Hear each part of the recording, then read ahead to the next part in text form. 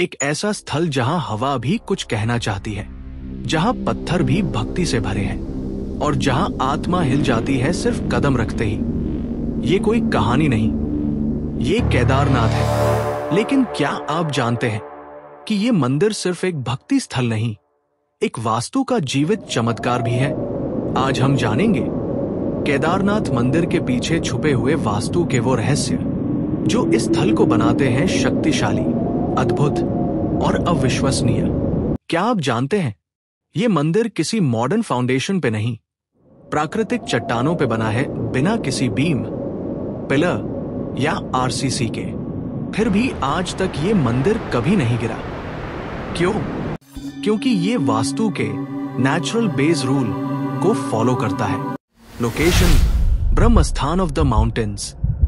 केदारनाथ मंदिर एक ऐसे स्थल पर स्थित है जिसे वास्तु में कहते हैं ब्रह्म स्थान, यानी धरती का एनर्जी सेंटर। ये मंदिर किसी कंक्रीट या मॉडर्न फाउंडेशन पे नहीं, बल्कि चट्टानों के ऊपर डायरेक्टली बना है। पृथ्वी तत्व का सही यूज, जो वास्तु के अनुसार स्थिरता और रक्षा का प्रतीक है। केदारनाथ मंदिर आज भी उन चट्टानों पर बना है जो हजारों सालों से हिलती नहीं। भूकंप आए, बाढ़ आई, पर मंदिर वैसा का वैसा। क्या ये एक योग्य स्थल चुना गया था? बिल्कुल, ये स्थल एक ब्रह्म स्थान है, धरती का एनर्जी सेंटर। डायरेक्शन: मंदिर का मुख्य द्वार ईस्ट फेसिंग। मंदिर का मुख्य द्वार पूर्व दिशा में है, जहां से सूर्य की पहली किरणें डायरेक्ट शिवलिंग पर पड़ती हैं। वास्तु के अनुसार पूर्व दिशा समृद्धि, प्रकाश और चेतना की दिशा है। पूर्व, जहां से सूर्य का प्रकाश आता है, जहां से जीवन की ऊर्जा प्रारंभ होती है। वास्तु के अनुसार घर का मुख्य द्वार भी इस दिशा में हो तो समृद्धि आती है। और शिवलिंग गर्भगृह के बिल्कुल सेंटर में स्थापित, जिसे वास्तु में कहते हैं बिंदु स्थान। पंच तत्व एनर्जी बैलेंस। एक स्थल तभी शक्तिशाली होता है जब उसमें 5 तत्वों का संतुलन हो: अग्नि, जल, वायु, पृथ्वी और आकाश। केदारनाथ एक ऐसा ही स्थान है जहां 5 तत्वों का संतुलन मिलता है। अग्नि तत्व मिलता है हवन और दिया से, जल तत्व मंदाकिनी नदी के फ्लो से, वायु तत्व ऊंचाई पर हिमालय की पवित्र हवा से, पृथ्वी तत्व चट्टानों के बेस से और आकाश तत्व ब्रह्म स्थान के ऊपर खुला आकाश से। ले lines earth energy grid. NASA के सैटेलाइट डेटा और एंशिएंट हिंदू टेक्स्ट्स दोनों के अनुसार केदारनाथ उन बिंदुओं पर स्थित है जहां धरती की मैग्नेटिक एनर्जी लाइंस मिलती हैं, जिसे कहते हैं ले लाइंस। ये एक स्पिरिचुअल ऊर्जा का जंक्शन पॉइंट है, इसीलिए यहां आकर सिर्फ भक्ति नहीं, वाइब्रेशन फील होती है।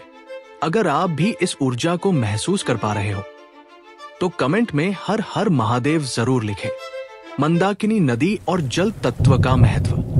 मंदाकिनी नदी का फ्लो ईस्ट और नॉर्थ की तरफ है, जो वास्तु में धन, सुख और पॉजिटिव एनर्जी का प्रतीक है। मंदाकिनी नदी का फ्लो भी इसी दिशा में है और यही वास्तु सिद्धांत घर के किचन और बाथरूम डिजाइन में भी फॉलो होता है। ये नदी मंदिर के पास से बहती है, जैसे शिव की जटाओं से निकलता गंगा का दिव्य रूप। आज के घर और केदारनाथ से वास्तु की सीख। आज के मॉडर्न घर और फ्लैट्स में वास्तु का ज्ञान छूट गया है।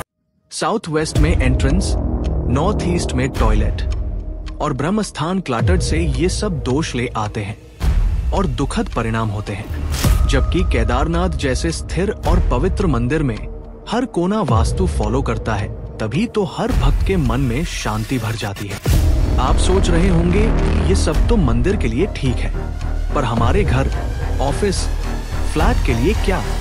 सच ये है, वास्तु सिर्फ एंशिएंट टेम्पल्स के लिए नहीं, हर व्यक्ति के जीवन के लिए है।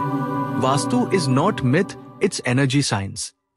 वास्तु सिर्फ डायरेक्शंस का खेल नहीं, ये एक एनर्जी साइंस है। जब घर का लेआउट धरती और कॉस्मोस के साथ ट्यून होता है, तभी घर भी मंदिर बन जाता है। केदारनाथ हमें सिखाता है कि जब आप दिशा, तत्व और ऊर्जा को सम्मान देते हैं, तभी जीवन स्थिर और शक्तिशाली बनता है। और जब आप वास्तु के सिद्धांतों को फॉलो करते हो, तो बिना किसी जादू के आपकी जिंदगी में असर दिखना शुरू हो जाता है। क्या आप चाहते हैं कि आपके घर का हर कोना भी एक पवित्र स्थल बन जाए, जहां सिर्फ वास्तु ही नहीं, शक्ति का वास हो? अगर हम वास्तु को समझ लें, तो हम अपने जीवन के हर कोने में एक प्रकाश भर सकते हैं। केदारनाथ के जैसे स्थिर और दिव्य स्थलों से हमें यही सीखना चाहिए कि सही दिशा, सही तत्व और सही ऊर्जा से ही मिलता है सच्चा आत्मविश्वास। तो इस ज्ञान को आगे बढ़ाइए, वीडियो को शेयर कीजिए, और अगर अब तक सब्सक्राइब नहीं किया तो अभी वास्तु केंद्र को सब्सक्राइब करके जुड़ जाइए। मिलते हैं अगली वीडियो में एक और डिवाइन वास्तु के रहस्य के साथ। तब तक के लिए हर हर महादेव।